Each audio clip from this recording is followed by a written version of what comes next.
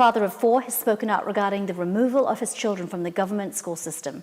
Kyle Reyes said on Fox News. Ainsley, this is the straw that broke the camel's back. There have been growing issues within not just our school district, but frankly across the country, where our kids are being read books about transgender crayons and racist police officers, and now the indoctrination has taken the place of education. This is no place for Christian children, and time is running out to remove them from this system of indoctrination.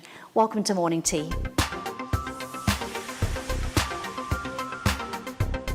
Hi, I'm Joanne, Jolee, and I'm here to offer you a sip of inspiration and encouragement to lift your spirit and strengthen you wherever you are on your faith journey. Over the last year or so, we've been watching incidents of indoctrination cropping up throughout the country.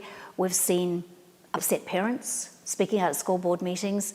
But Kyle, who along with his wife is now homeschooling, and he says it's no longer isolated, it's everywhere.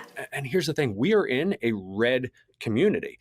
And so people who are in conservative communities tend to think this isn't happening in my school, this isn't happening in my town. It is happening right under our noses, and nobody knew, and everybody's afraid to speak out about it because they're afraid that these schools will retaliate against their kids. You, like Kyle, may not know for some time what they are doing covertly to hurt your child until the damage is done. Here's an example. We just found out 2 months ago from our 8-year-old that back during Thanksgiving, the teacher was reading the kids a book about the Pilgrims. And there was a page in the book that said the Pilgrims just wanted to be able to worship their God in the way that they chose appropriate, something to that effect.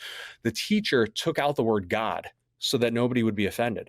Well, we didn't find out about that from our kiddo until just a couple of months ago, because these things are happening subliminally, subtly, quietly. And she told us about that months ago. What else is happening that we don't know about? What else are they forcing into the minds of our kids to confuse them and to change the narrative, to replace science and math and reading with social and emotional learning? They're literally swapping out lessons in basic education for social and emotional learning. We are in some terrifying times. Subliminally, subtly, quietly. You can't let this happen. The government system of education has taken the position that they know better than you, the parent. They're usurping parental authority. This is a revolution in education. This is something new. We haven't seen this before, and it might be your last opportunity to take control of your child's education. And it's shameful. The first school systems taught patriotism. They taught the Bible. It was their main text. Morality, character, and now they teach non-science and things that shouldn't even be discussed. Christian parents, remember this. It is shameful even to mention what the disobedient do in secret. And now these shameful things that shouldn't even be mentioned are being forced upon our children.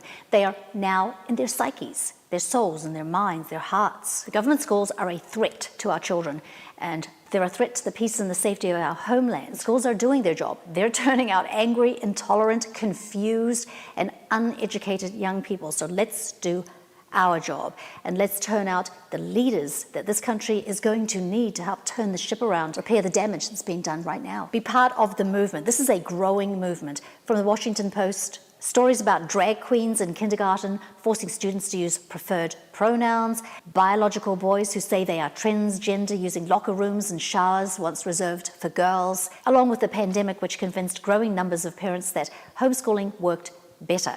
All of these are prompting an exodus of parents and now teachers from public schools. In the CBN interview, Kyle was questioned, should all Christians remove their children from public schools? And what about those who can't for financial reasons? I think it is a decision for the family. Listen, not every family is blessed to be in a financial position where they have a parent who could stay home full time to teach the kids. But some months back, I responded to one of these debates. Should Christian parents send their children to public school? And this was between a homeschooling parent and a popular Bible teacher, Jen Wilkin, who holds a position that it is the responsibility of Christian parents to keep their children in the public school system in order to fulfill the love thy neighbor mandate.